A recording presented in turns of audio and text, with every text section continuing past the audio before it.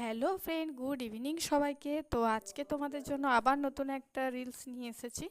তো এই ভিডিওটা একদমই অন্যরকম। তো দেখতেই পাচ্ছ যেখানে যেখানে আমরা ঠাকুর দেখতে গেছিলাম সেখানের ভিডিও। ভালো লাগলে অবশ্যই লাইক কমেন্ট করে জানাবে। আর পুজোতে প্রচণ্ড পরিমাণে বৃষ্টি হয়েছে, তো সে কারণের জন্য ভালো করে ভিডিওটা করতে পারিনি।